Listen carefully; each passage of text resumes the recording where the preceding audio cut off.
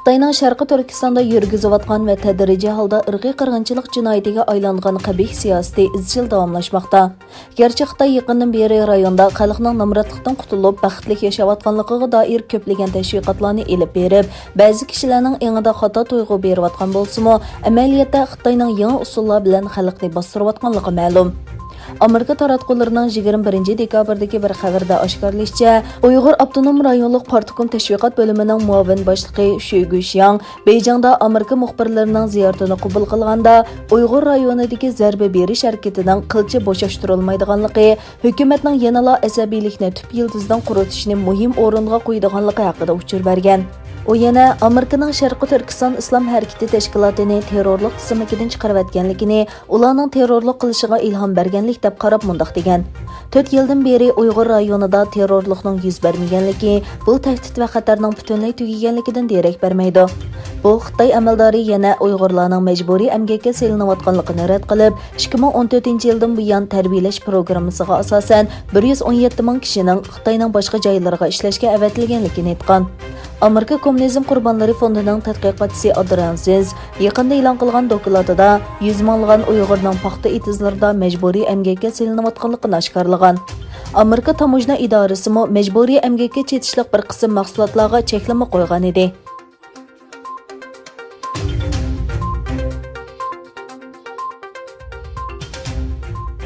Amerika Tashqi ishlar ministrligi 21 dekabr o'zining tor betida Amerika Tashqi ishlar ministri Mike Pompeoning kishilik huquq tafsandachiligiga chetishliq Xitoy amaldorlariga viza bermaslik qo'shimcha cheklamasini e'lon qildi. Bayonotnomada Mike Pompeo Amerikaning ko'chmanlar va davlat tavalligi qonunining munosabatlik moddalariga asosan umuman kishilik huquqni tafsanda qilish jinoyati o'tkazgan, uningga sherik bo'lgan, siyosat belgilagan va ijro qilgan Xitoy amaldorlari va ularning oila talabatlariga viza bermaslik cheklamasi qo'yganligini e'lon qilgan.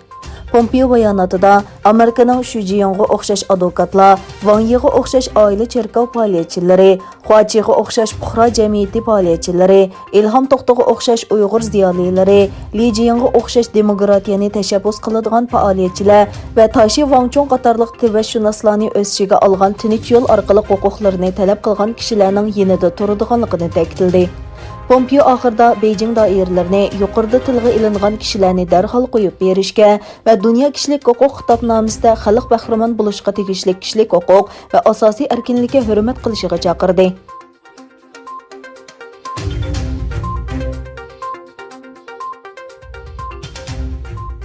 Amerika Savdo ministrligi harbiy bog'lanishi sababidan Amerikaning mahsulotlari va texnikasini sotib olishdan cheklangan bir qism Xitoy va Rossiya shirkatlarining tizimligini e'lon qildi.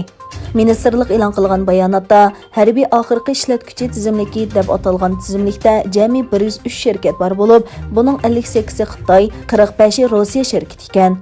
Bu tizimlikdagi shirkatlarning harbiy aloqasining bekitilganligi ta'kidlangan bayonotda eksport qiluvchilarning bu shirkatlarga ba'zi mahsulotlarni sotish uchun eksport qilish ijozatnomasi olishi kerakligi o'tirib qo'yilgan. Amerika Savdo ministri Wilbur Ross bu tizimlikning eksport qiluvchilarning xaridorlarning harbiy aloqasini ko'rishiga yordam qiladiganligini aytdi.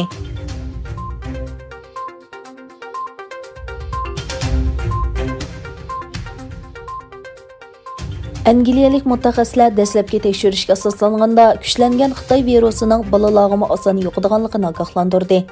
Angliya hukumatining yangi va yangidan gullanayotgan nafas yo'li virusi tahdidi maslahat berish guruhining bildirishicha, bu xil yangi virus Angliyaning janubida keng tarqalgan bo'lib, butkul davlat miqyosiga yeyilishi mumkin ekan. Mazkur guruhining raisi Oxford universitetining professori Peter Horbe, biz hozir bu turning Angliyada bayqalgan boshqa jonliqlarga qaraganda tarqalish afzalligiga ega ekanligiga ishonamiz degan. Tadqiqotchilarning qarashicha, virusning bu yangi holining yuqumlantirish ta'siri koronavirusga qaraganda 70% yuqori ekan.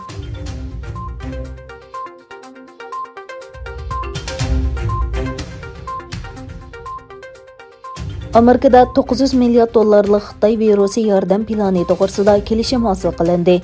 Bu yordam loyihasi orqali yuqumning salbiy ta'siriga uchragan korxona va fuqarolarga iqtisodiy jihatdan yordam berish maqsad qilingan. Amerika Kengash palatasi 900 milliard dollarlik koronavirusi yordam plani bilan 1 trillion 400 milliard dollarlik doimli hukumat mablag'i va korxonalardan boj kechirim qilish loyihasini ma'qulladi. Ilgari Avam palatasi tarafidan ma'qullangan bu loyiha hozir Amerika prezidenti Donald Trumpga imzo uchun topshirilgan.